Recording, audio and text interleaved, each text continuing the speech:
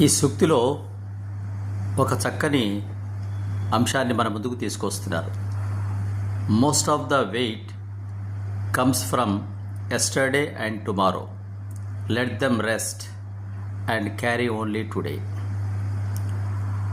మన జీవితంలో బరువులకు కారణం నిన్నటి గురించి, జరిగిన దాని గురించి ఆలోచించడం, అట్లా చేయకుంటే బాగుండు, ఇట్లా చేయకుంటే బాగుండు, అది చేస్తే బాగుండు, ఇది చేస్తే బాగుండు, అది చదివితే బాగుండు, ఇది చదివితే బాగుండు, ఇలా రకరకాల ఆలోచనలు జరిగిపోయిన దాని గురించి చేస్తాం.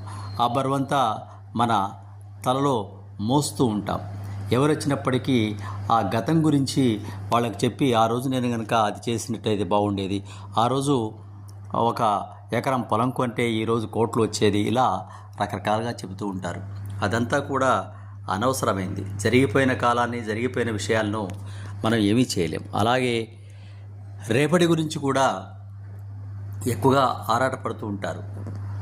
భవిష్యత్తులో అది చేయాలి, ఇది చేయాలి అని భవిష్యత్తు గురించినటువంటి ఆలోచన చేస్తూ ఉంటారు. భవిష్యత్తు అనేది మన చేతిలో లేదు. ఏ నిమిషానికి ఏం జరుగుతుందో ఎవరని చెప్పలేం కదా.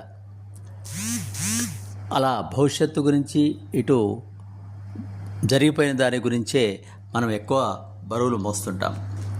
కానీ ప్రజెంట్ గురించి, ఇప్పుడు జరిగే దాని గురించి, టుడే గురించి, ఈరోజు గురించి కనుక మనం ఆలోచించినట్లయితే చాలా తక్కువ బరువుతో ఆనందంగా మన ప్రయాణాన్ని సాగించవచ్చు. ఈరోజు ఏం చేయాలి, ఈరోజు మనం ఎలా గడపాలి, ఈ రోజును ఆనందంగా ఎట్లా దాన్ని మనం స్వీకరించాలి అనే దాని మీద కనుక దృష్టి పెట్టినట్లయితే మనం ఈ రోజును ఆనందంగా తక్కువ బరువుతో గడిపే ప్రయత్నం చేయవచ్చు. అందుకోసమే జరిగిన దాని గురించి కానీ, జరగబోయే దాని గురించి కానీ ఎక్కువగా ఆలోచించి బరువులు పెంచుకొని ఆందోళన చెంది ఒత్తిడితో మన జీవితాన్ని ముగించకూడదు అని ఈ సూక్తి యొక్క సారాంశం. కాబట్టి మనం కూడా వర్తమానంలో ఉండే ప్రయత్నం చేద్దాం.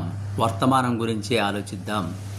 టుడే, ఈరోజు గురించి ఆలోచిస్తే బరువులు లేకుండా హాయిగా, ప్రశాంతంగా ఉన్న రోజును ఆనందంగా గడిపే ప్రయత్నం చేస్తాం.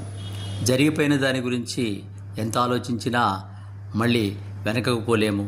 వచ్చేది ఏమొస్తుందో, ఎలా వస్తుందో తెలియదు. కాబట్టి దాని గురించి పెద్దగా ఆలోచించాల్సిన